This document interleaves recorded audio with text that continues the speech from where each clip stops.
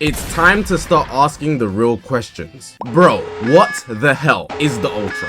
We are in June, going into July, and we haven't got an Ultra for so long. It's a question a lot of people are asking, and then you can stack another question. Is it only going to be one Ultra? And there's questions about if they're gonna add a new rarity, and now the conversation has got really deep. But I'm gonna spring a question. Let's assume it's only one character. What character do you think it would be? Let me know in the comment section below. I'm gonna name a few, but also drop some information to really add emphasis on the situation we have right now. Let's get into this. Let's really look at the facts about the current situation. So far in 2025, we've only got one Ultra, and that Ultra is Ultra Perfect Cell. We got Ultra Perfect Cell on the 5th of March, the 3rd month in the year, and right now we are in June going into July. If we compare that to 2024, the previous year, by this time we had already got two Ultras. The first one being Ultra Super Saiyan 2 Gohan, and the second one being Ultra Golden Frieza. So very apparently, they've decided to slow down the amount of Ultras they drop. Even though it's only a difference by one, it makes a big difference if you consider how many Legends Limiteds we've got in between. I'm gonna give you some time to guess how many Legends Limiteds we've got since Ultra Perfect Cell.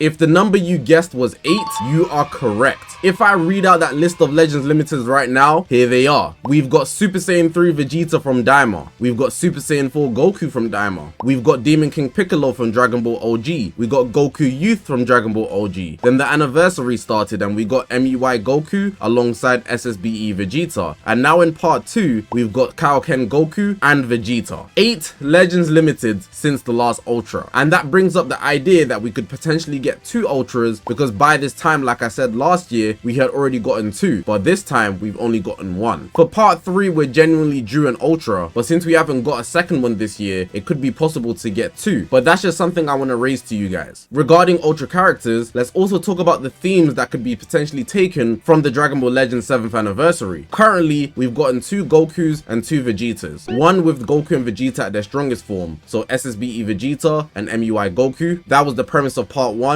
Or you could say it was just universe rep. But if we look at part 2, we get Goku and Vegeta when they first really fight. During Saiyan Saga, we get Goku using his Kaioken form and Vegeta where he goes ape, but it's not really an ape Vegeta. So you could say this is them at their weakest in Dragon Ball Z. And this brings up the potential ideas for a bunch of themes of this anniversary. We could say it's Goku and Vegeta being rivals. We could just say it's Goku and Vegeta's all around. We could say it's representation of Goku and Vegeta throughout the series. And if that one isn't very clear, if I paint it like this, we have them as allies in part 1, then we have them as enemies in part 2, and we know that Ultras are often fusion warriors in celebrations, so a lot of people have been putting the idea that the third part would be them banding together in some way, shape or form. But right now I'm just being the idea man, not saying anything is concrete. We could also point out the elements that they've distributed in the anniversary so far. They've dropped 4 Legends Limiteds, and it's been one of every element except yellow. That could point towards something, considering that they want to add a lot of variety in a celebration. They don't always do that, but it's just something to point out for this celebration. And the last thing I want to point out is the potential for a new mechanic. Since we're just due an Ultra, this anniversary, you could argue that we've got 2 new mechanics. We've got the Nappa mechanic with the Cybermen, and we've also got the Evolve Gauge, which is basically not a new mechanic. Besides from Nappa then, we haven't got anything truly spectacular. So that sets the scene for the potential of Ultras to bring something new to the game, which we haven't seen before. If there's anything I missed, let me know in the comment section, but right now, it's looking really dire. What are we going to get? Let's look at some options.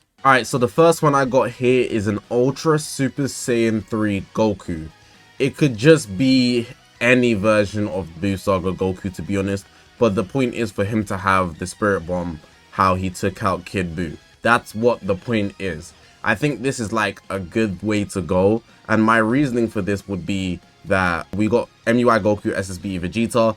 That's the end of Dragon Ball Super pretty much. But then on the other end, we got the start of DBZ. And if I had to go smack bang in the middle, I think Super Saiyan 3 literally hits the nail on the head. It's perfect. Super Saiyan 3 Goku. Everybody loves Super Saiyan 3, I think. I'm not the biggest fan of it, but it's a form like if you watched Dragon Ball, you will really appreciate it. You will love the form. It just makes the most sense the way he was able to level up in the series, always trying to get one step ahead, and that reveal is unreal, honestly. So I think a lot of people would just love to see a Super Saiyan 3 Goku, and then he has a ultimate arts that allows him to do Spirit Bomb or the blue card or something like that. You know, it would just look nice, mostly for aesthetics with the intro, the ink art. I know a lot of you guys can see it. I can definitely see it. It would be easily one of the better looking ultras in the game, especially how they've been improving their pen. This would be amazing. But I think this is a very good option for an ultra in part 3. You guys let me know though. Another option I've got here is Super Saiyan Goku. I think Super Saiyan Goku is very fitting for an ultra in part 3.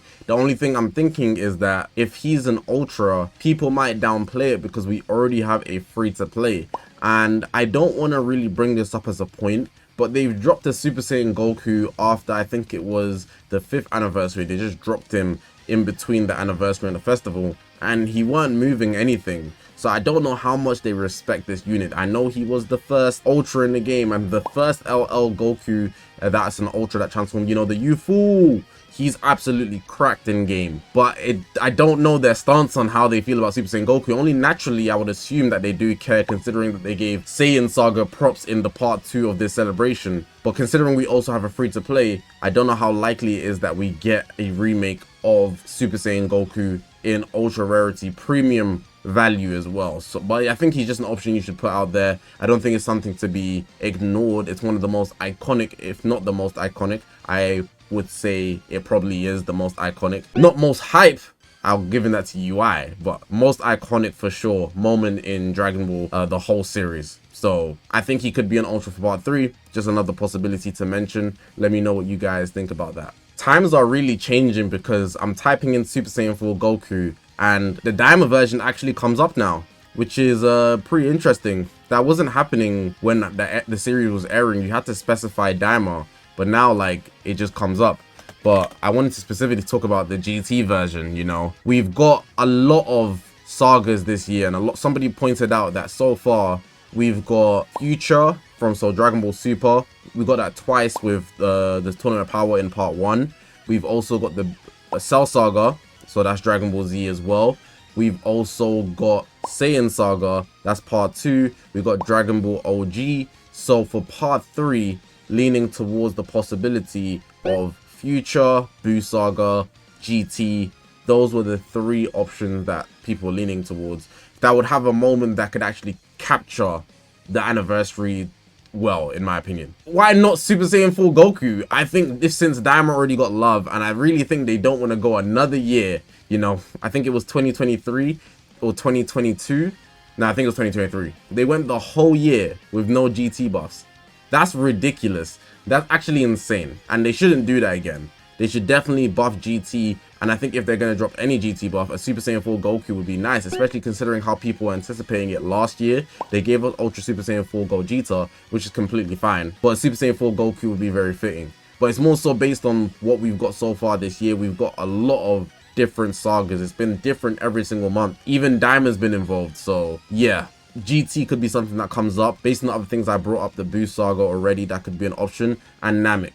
You know, we haven't got those two. So this is like the conversation I'm trying to stir up based on the missing pieces for how they're going about this year so far. It was going to come up eventually. There's no way you thought you would go this whole video without a Fusion Warrior mention. Seriously, like, come on guys. It's Legends, man. It's Legends. We haven't got one so far, so people are feeling like, oh, we're actually gonna go on without a Fusion Warrior. You know, it's still very possible. I'm not saying it's a guarantee. I actually don't know. This is the one anniversary where I feel like I'm being swung. They're swinging their body to the side, and I don't know what they're going to do. If we have to get a Fusion Warrior, what's one we haven't got? As an Ultra, Gogeta Blue we've got, but we didn't get the Super Saiyan version. If you look at his ink, he does go Super Saiyan before he goes blue, but we could get a Super Saiyan version, and that would mean that he could get a bunch of animations. Now, one thing I will say, you see Gogeta in the Broly movie? He was busting out hella moves. They got the source material of heaven and hell. I know a lot of people have been gassing up the what's it called? I think it's called Stardust Rain,